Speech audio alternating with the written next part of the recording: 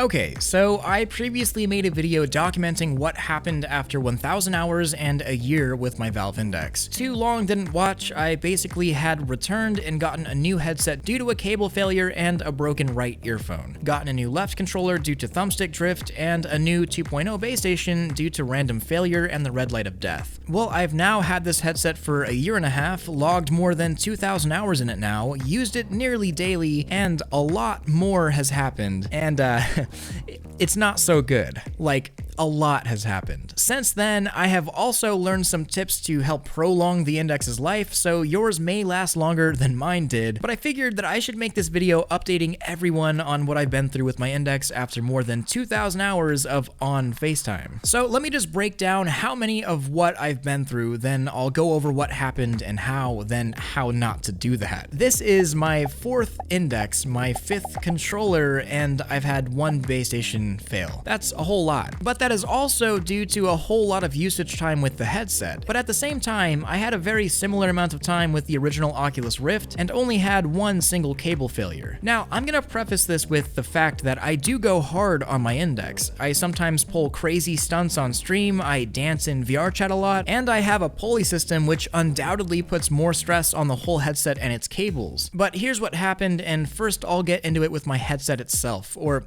headsets, plural, I guess. My first Index had a cable failure. I was seeing stars or flashing pixels everywhere, and this was just within the first 6 to 8 months of ownership. This is by far where I see the most Indexes fail. At the time, Valve was replacing the entire headset, but it seems that now they're just sending out new cables as replacement. My original cable was obviously worn from use, and the actual cable sheathing was starting to wear down, and blackouts were pretty frequent. The headset was practically unusable. Now, I'm pretty sure that this is accelerated if the cable clip on the side of the headset breaks, and unfortunately, it seems like everyone that I know has this little cable clip break on their headset. Once this happens, more stress than intended will be put on the cable and its connector, leading to short death. And this is exactly what happened to my second Index. The cable clip broke within a few weeks of owning it, and within a couple months, I was seeing stars and getting occasional blackouts. Another problem with that is the Index getting disconnected. Valve did replace both headsets, and that's when I got this one. Now, I learned a few tips for cable management after that headset broke, and this headset by far has lasted the longest out of every Index that I've owned, and I'll share those tips in a bit. However, this one did have a dead pixel, but I was just happy to have a functional and long-lasting headset, so I didn't bother RMAing it. That was until about a week ago, then this happened on stream, totally out of nowhere, but the side of the Index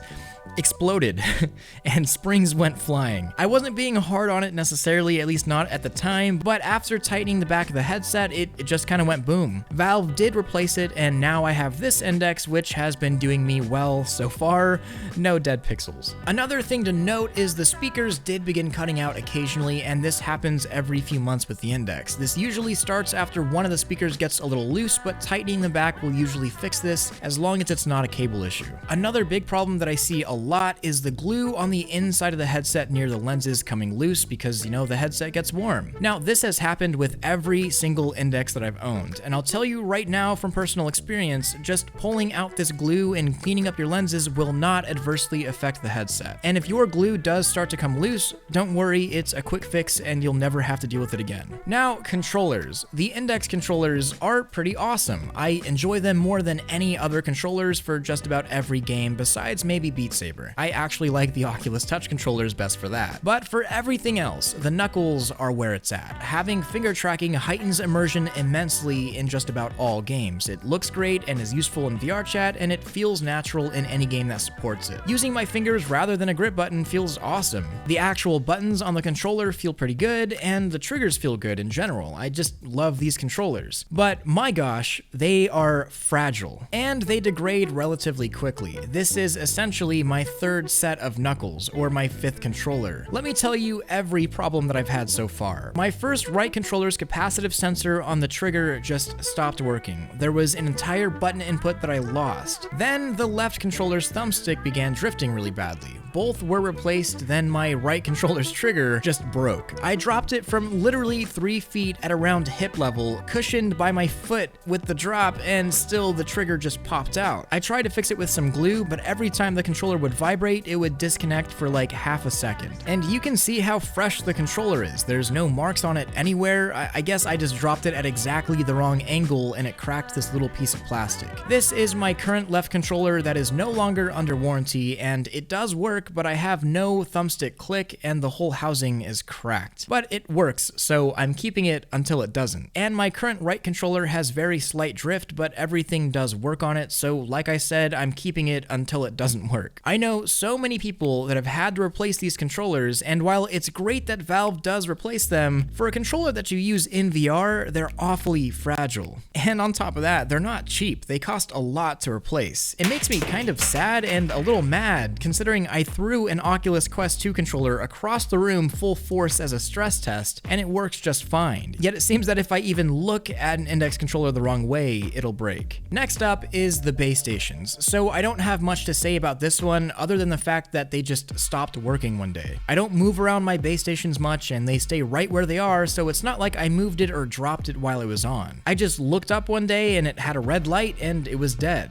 Valve did replace it though, and here's one tip that is kind of something to think about, and I'd love to have Valve actually say something on this. I used to power down my base stations when I was done playing, then power them back up whenever I was ready to get into VR again. I have heard from some that this could be part of the reason why my base station failed early, just a year into ownership. Steam actually recommends to not use the auto power down setting, and to instead just let the base stations run 24/7, which may sound counterintuitive, letting moving parts run all the time, but at the same time, that philosophy does sort of make sense. I'm not saying this is a one-to-one comparison by any means, but the biggest wear and tear on a car or some other moving parts is the ramp up and ramp down of starting and stopping. So while it's not confirmed by any means, I have just let my base stations run all the time, and I haven't had issues since with my current 3 base station setup. So that's a lot of headsets, that's a lot of controllers, and that would be a ton of money if Valve wasn't decent with their RMA process. The whole system of getting replacement parts and pieces has been pretty easy for me, albeit very annoying, and I've only spent that first $1,000 back in 2019 on the index, and even though it's broken over and over, I've still been able to use my indexes throughout this whole time. But I do gotta admit, this is kind of not okay, actually definitely not okay. And I do acknowledge that I'm rough on my headsets. Like I said earlier, I dance in them, I stream, I play games hard, and I use a pulley system, and I use this headset a lot. But I feel like for $1,000, the headset should be a lot more robust, and it feels like the biggest loser here isn't so much me for buying an index or breaking indexes, but instead for Valve. They have to just be hemorrhaging money with all of these RMAs they've had to do for index users. So before I get into tips as to not let these things happen to your headset, let me just talk really quickly about whether I even still recommend the index. I have a Quest 2, Vive Cosmos Elite, Quest, HP Reverb G2, etc., but I still use the index daily. Even after all of these problems, I still recommend the index, especially to a certain type of buyer. Maybe it's because I'm so used to the platform at this point, but the controllers are the best feeling on the market for most games. The audio is best in class right next to the G2. The refresh rate and higher field of view feels great as long as you have the PC to power it. The comfort is top notch. The microphone sounds great. I mean, I've recorded whole videos with it, and the software is the most streamlined out there, as long as you're using Steam VR games, which is what I do most of the time. And even though I've ran into issue after issue, it's kind of like owning a luxury car. You spend more on some luxury brand car, and that does the same thing as every other car out there. I mean, whether you spend $3,000 on a beater or $150,000 on a nice car, it'll still get you where you need to go. Just the more expensive one might have some little nice features and quality of life things that make it feel nice and maybe a little more fun to drive. But spending money on a luxury car does not mean that it's more reliable or practical. Just ask any BMW owner after their warranty runs out. Plus, another reason why I use the index is just how easy it syncs with something like full body tracking due to the base station tracking. It is the best base station tracked headset at the moment, and I use full body tracking almost as much as the headset itself, so it just makes sense. However, I am no Valve apologist. These quality control issues issues are only overlooked because there's nothing quite as good as it that has its feature set that directly competes with it. I absolutely guarantee if someone made an Index clone that had all the same features with better controllers and they charged the same amount, I would switch in a second. But unfortunately, that's just not a thing. The Cosmos Elite uses Vive ones, has worse audio, mic, comfort, the Pimax runs Pimax software, and is in a totally different form factor, and I'd have to run PlaySpace Combiner with Oculus or the Reverb G2, which if you've ever done, is a pain compared to just using Steam VR, and I'm hoping for better with the Index 2 if there ever is one. Or for a competitor to step up. I'll gladly keep using my Index, but this is all kind of BS. So tips. Number 1 tip for cable life. Route your cable just like this. This has worked for me and many others, and it's kept my cable nice and healthy even while using a pulley system. I think a problem is the cable clip breaks and excess stress is put on the cable and connection. Routing your cable differently and putting a single strip of tape will help massively. Number 2, keep those headphones nice and snug down. Get yourself a T6 driver and clean the contacts and keep them tight for long life. It will only take a few minutes and you'll be set. Be extra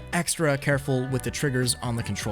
They're only held together by a small piece of plastic and it will break if you drop them the wrong way. For thumbstick drift, once you get it, it only gets worse. If you want to maximize the usage of that thumbstick, then rebind the thumbstick click to a different button on your controller. The thumbsticks will last notably longer without you constantly clicking down on them. Now, this one is not totally confirmed, but leaving your base stations running may increase the life of them. This is just from personal experience and some other evidence from other users, but it seems that most people that have failures were like me and used to power them down. Although I would like to get better clarification on this from Valve. Also, be extra careful with the headset side cable plug-in. This connector does have a limited lifespan and a limited number of usages. So if you can avoid unplugging and replugging this as much as possible, I would do so. On top of that, just don't do stupid things like crash while doing handstands, and you should be able to learn from me and have a nice and healthy Valve Index, and it should last you a long time. And even if you don't, then just game the RMA system and get yourself a fresh new Index if it does break. Let me know down in the comment section if you've ran into these sorts of issues or you have any big tips for new or existing Index users. Your tip may just save Indexes out there worldwide. And make sure you stop by my Twitch stream so you could see more Index fails when they inevitably happen. Also, join my Discord server to get more tips like this and get into a nice homey VR community. But I want to thank all of my Patreon supporters, especially my Omegas like Zale, Furtrap, Lucas Risotto, CPCJ79, Chaotic, Dented Melon, KR, That Brockeye, HCG Randon, Benji, Ronzarelli, Biz, Fusion Oak, Very Evil Shadow, and Debonair Fab. I couldn't do any of this without you. Don't forget to like this video if you loved it, subscribe if you want more of this, and hit that freaking bell if you just can't live without it. Much love, Thrill out.